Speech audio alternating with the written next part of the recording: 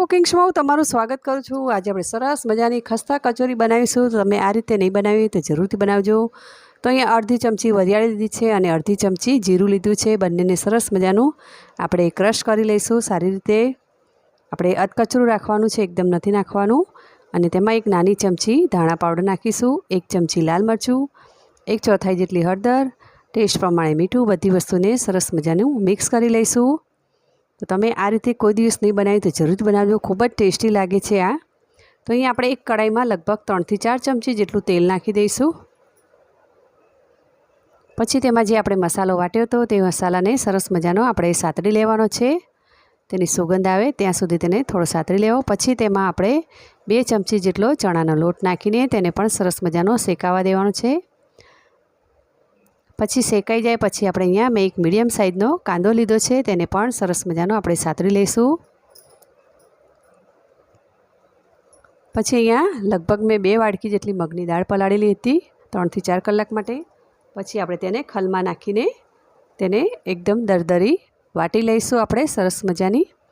તમે મિક્સરમાં પણ કરી શકો છો, પણ ઘણીવાર મિક્સરમાં બહુ પેસ્ટ થઈ જાય છે, તો આપણે આ રીતે ખલમાં કરવાથી તે એકદમ સરસ બને છે કચોરી આપણી। પછી આપણે તેમાં ઝીણા સમારેલા લીલા મરચાં નાખી દઈશું, તેને પણ સરસ મજાના સાતળી લઈશું આપણે।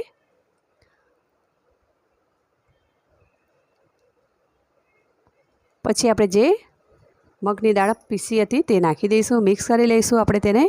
અને આપણે એકદમ ધીમા તાપે થવા દેવાનું છે, તેને ચડવા દેવાની છે દાળને। પછી તેમાં ચપટી લાલ મરચું, ટેસ્ટ પ્રમાણે મીઠું નાખીને તેને સરસ મજાનું મિક્સ કરી લઈશું। તો આપણે દાળને ચડતા જરાક પણ વાર નથી લાગતી, એટલે થોડુંક 2 મિનિટ માટે તેને આપણે પાણી મૂકીને જરાક ઢાંકી દેવું।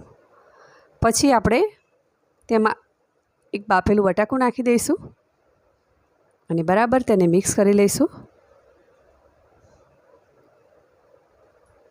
જો તમને મારો આ વિડીયો ગમે તો લાઈક, શેર અને સબસ્ક્રાઈબ કરજો, બેલ આઇકન દબાવજો અને કમેન્ટ કરજો। તો અહીં આપણે થોડું આમચૂર પાવડર નાખીશું, અડધી ચમચી જેટલો, ચપટી ગરમ મસાલો નાખીશું અને અડધી ચમચી જેટલો ચાટ મસાલો નાખીશું। બધી વસ્તુને સરસ મજાનું મિક્સ કરી લઈશું।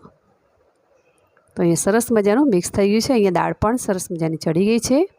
અહીંયા એક વાસણમાં આપણે થોડો મેદાનો લોટ લઈશું, તેમાં 3 થી 4 ચમચી જેટલું તેલ અને ટેસ્ટ પ્રમાણે મીઠું નાખીશું। તો તેલ અહીંયા થોડું ઓછું પડ્યું એટલે 2 ચમચી બીજું તેલ નાખ્યું છે, તેને પણ મિક્સ કરી મુઠ્ઠી બંધાય તેવું મોણ હોવું જોઈએ। પછી થોડું પાણી નાખીને તેને આ રીતનો લોટ બાંધી લેવો। તમે જોઈ શકો છો સરસ મજાનો આપણો લોટ મસળાઈ ગયો છે અને બંધાઈ ગયો છે। પછી આ રીતે મોટા મોટા પીસીસ બનાવી લઈશું, ગુલ્લા પાડી લઈશું। તેના 6 પીસ બન્યા છે આપણે, એટલે કે 6 ગુલ્લા પાડી લીધા છે તેના। પછી અહીંયા મેં જેમ આપણે સ્ટફિંગ બનાવ્યું હતું તેના નાના નાના બોલ્સ બનાવી લીધા છે પહેલેથી।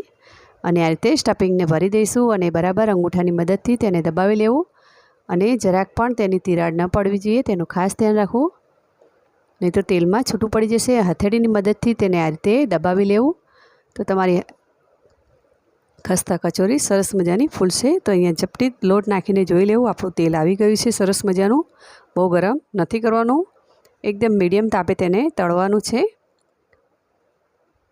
એ ઉપર આવે પછી જ આપણે તેને અંદર જારો નાખીશું અંદર।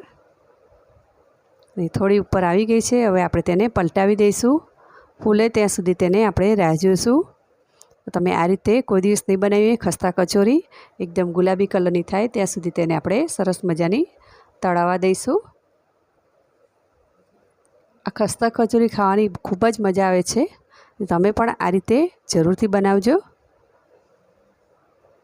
તમે જોઈ શકો છો સરસ મજાની આપણી ખસ્તા કચોરી કેવી ફૂલી ગઈ છે।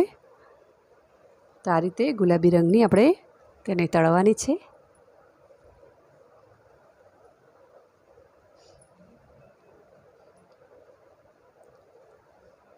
મારા બાળકોને તો ખૂબ જ ભાવી હતી આ કચોરી।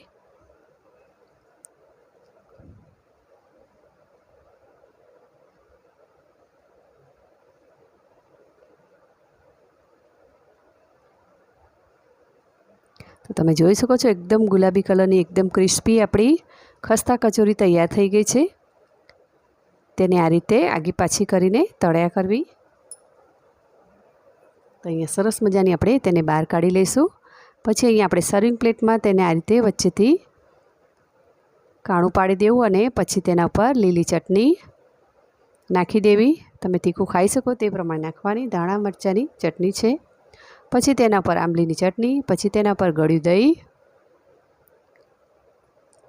પછી તેના પર એકદમ ઝીણી સેવ નાખી દેવી. પછી તેના પર થોડો ચાટ મસાલો નાખી દેવો. પછી થોડા દાડમના દાણા નાખી દેવા, લીલા ધાણા હોય તો નાખી દેવા. તો સરસ મજાની આપણી ખસ્તા કચોરી, એકદમ ટેસ્ટી ખસ્તા કચોરી તૈયાર થઈ ગઈ છે. તમે પણ આ રીતે જરૂર